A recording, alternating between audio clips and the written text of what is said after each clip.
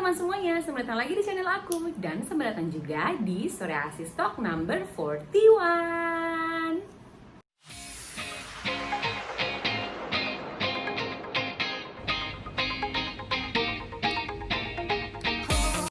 Halo teman-teman semuanya, selamat datang lagi di Sore Asis Talk. Hayo, siapa yang di sini suka banget ngegaruk-garukin tangan kalian, apalagi pada saat psoriasisnya lagi kumat parah? Coba angkat tangannya, mana.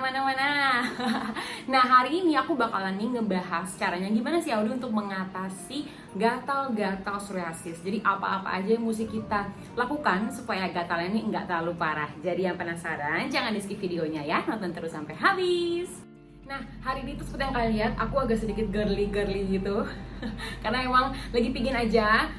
Terus kalau bisa lihatnya di sini kelihatannya sebenarnya di kamera tuh mulus banget, padahal sebenarnya kalau dipegang tuh masih agak-agak kering-kering gitu sih guys. Jadi for your information aja. Jadi supaya nggak banyak yang DM aku lagi, Audi kamu pakai apa? Pakai obat dokter ya, cepet banget hilangnya segala macam. Buat di bagian tangan juga ini masih agak-agak kering-kering sedikit, tapi puji Tuhan sudah semakin membaik dan improve berkat Nivea Soft dan juga Habatus Sauda yang aku konsumsi setiap hari. Ya udah, langsung aja kita ke topiknya ya. Jadi yang pertama yang mesti banget kalian tahu nih supaya nggak kering banget kulitnya adalah kompres dengan air dingin. Maksudnya gimana Audi? Nah, sebenarnya aku tuh udah sering banget ya bahas tentang kompres air dingin ini di beberapa video-video aku sebelumnya. Jadi caranya tuh adalah kalian bisa ambil handuk kecil atau waslap gitu. Kalian bisa taruh handuk itu di air biasa gitu, atau kalau mau yang lebih oke lagi taruh di air dingin. Air dingin adalah air pakai es batu tuh kan, jadi dingin banget tuh. Nah, itu juga bisa dimasukin sana, terus tunggu beberapa saat, lalu angkat, peras, dan nanti bisa dipergunakan di bagian-bagian tubuh kalian yang terasa kering banget atau terasa gatal banget gitu. Nah, tujuannya apa Audi untuk pakai handuk dingin ini? Sebenarnya sih guys, handuk dingin ini itu bisa membantu untuk mendistract atau mendistract otak kita. Karena kan sebenarnya kan gatal itu kan juga bukan hanya dari kulitnya aja gatal, tapi kan otak kan juga ngasih tahu kita gitu kan kalau oh gatal gitu. Nah, dengan kita pakai si handuk dingin ini sebenarnya tuh untuk ngedistraksi otak supaya enggak terlalu terfokus banget sama yang namanya gatal di kulit kita itu. Dan itu tuh bukan cuma di tangan aja ya, bisa juga di badan, di punggung, di kaki, intinya di seluruh permukaan badan tubuh kalian tuh bisa kalian pakai si handuk dingin ini. Buat aku sendiri ini tuh bener-bener salah satu trik yang cukup ampuh, soalnya memang apalagi kalau misalnya kalian pakainya yang handuk dingin pakai es batu itu loh, itu buat aku lebih ngaruh lagi. Soalnya memang pada saat kulit kita tuh kena si handuk itu kan jadinya agak-agak basah, terus lembab dan dingin kan. Jadinya memang kita tuh nggak fokus ke gatalnya, tapi kita fokusnya malah ke dinginnya. Jadi memang semacam dikelabui gitulah otak kita, jadi supaya lebih fokus ke dingin instead of ke gatalnya gitu. Buat yang kedua, kalian bisa fokus lagi ke pelembab. Jadi jangan males-males untuk nge-apply atau nge-reapply pelembab di tubuh kalian. Kalian tahu kan kalau misalnya psoriasisnya lagi parah, radangnya lagi parah tuh kulitnya jadi kering, super duper kering.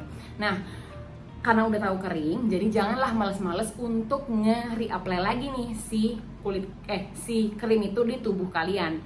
Sebenarnya tergantung lagi sih guys, tergantung krim-krim apa yang kalian pakai. Kalau buat aku sendiri, karena aku pakainya kan itu adalah Nivea Soft, dan Nivea Soft ini itu konsistensinya tuh cukup ringan, cenderung ringan sekali dan gampang banget terserap ke permukaan kulit. Jadi memang aku harus lebih rajin lagi untuk nge-reapply-in si Nivea Soft ini. Mungkin sekitar 30 menit sekali atau 1 jam sekali, tergantung dari kekeringan di kulit aku. Cuman kalau misalnya memang kalian pakai jenis-jenis krim seperti Subam atau mungkin QV atau mungkin Bioderma punya krim kayak gitu-gitu, karena memang mereka tuh konsistensinya tuh thick atau tebal, jadi memang kalian bisa lagi sesuaikan aja nih. Kalau memang udah cukup kering langsung di-apply, karena sebenarnya yang bikin gatal itu tuh ketika dia sudah kering kan. Jadi memang kita mesti sadar-sadar sendiri sih kalau lagi pergi kemana-mana, dicek lagi kulitnya apakah memang sudah sangat-sangat kering ataukah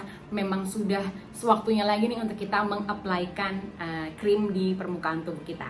Yang ketiga adalah jangan mandi pakai air panas. Nah, ini juga aku udah sering banget juga mentioning ke teman-teman sekalian. Sebenarnya mandi air hangat itu nggak apa-apa, tapi menurut aku juga sama aja, hangat panas tetap aja membuat kering. Kenapa Audi kok nggak boleh? Kok jangan mandi air panas atau hangat? Soalnya ketika kita mandi dengan air yang panas itu tuh bisa memicu lagi keluarnya eh, peradangan, bukan peradangan sih, jadi lebih kan kita sudah radang kan, ketika kita kena air panas itu kan radangnya jadi memerah. Nah, ketika memerah dia akan menjadi gatal. Untuk aku pribadi sebenarnya aku masih mandi pakai air panas. Nah, tapi trik aku adalah aku selingin. Gimana maksudnya? Jadi mandi pertama nih 5 menit awal, 5 menit ke bawah tuh aku mandi pakai air yang cukup panas.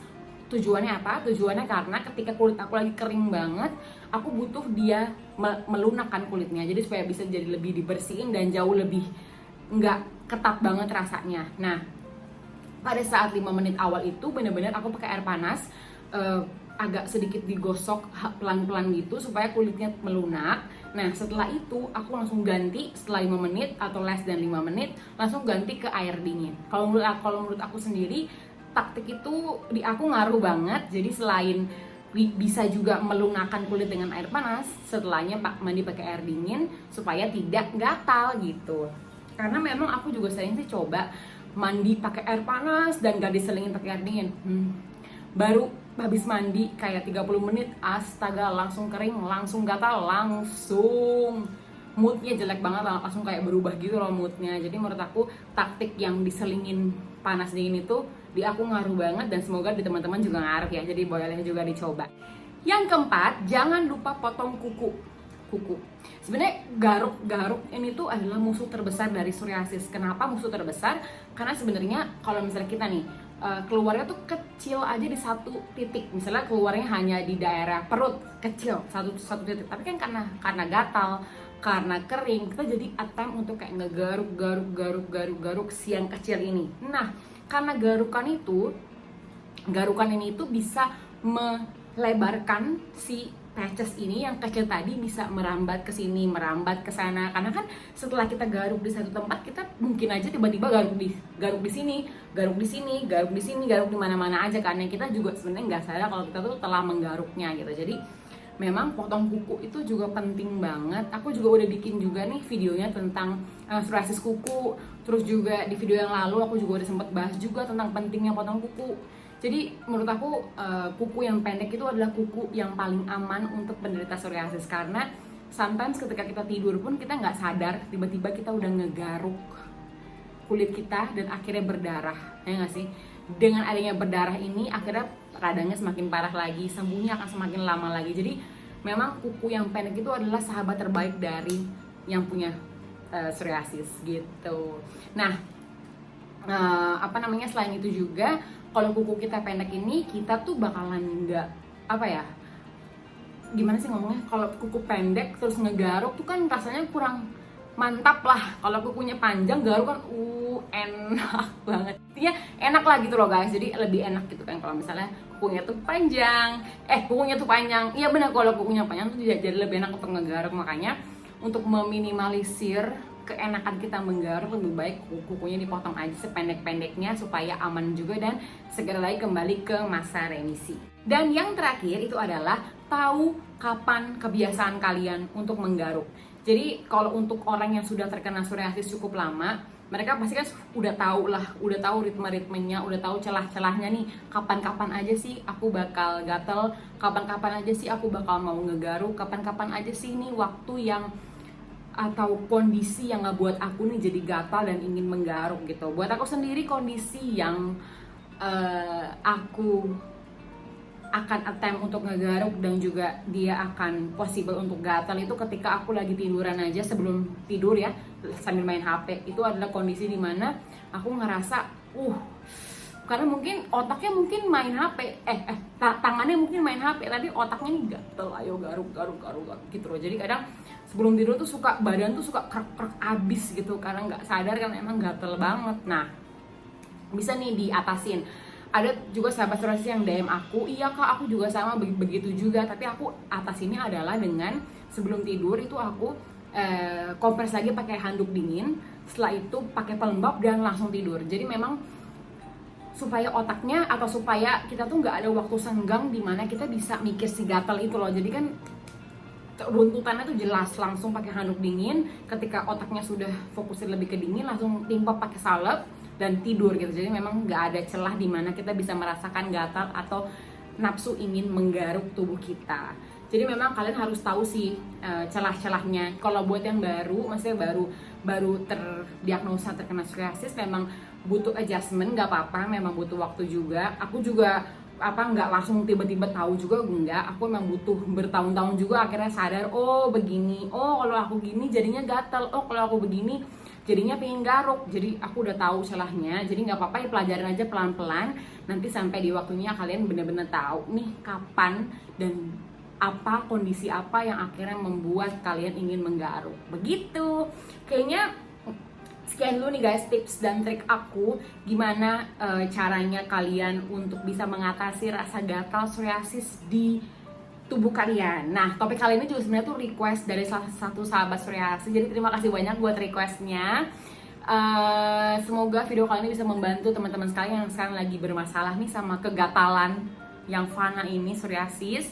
Dan thank you so much guys for watching Psoriasis Talk episode ke-41 kali ini. Buat teman-teman yang ada request lagi mau video-video apa lagi yang aku harus buat di next, boleh nanti komen di bawah atau langsung aja DM aku di Instagram ya. Thank you so much guys for watching. I'll see you guys di Psoriasis Talk episode selanjutnya. Bye bye.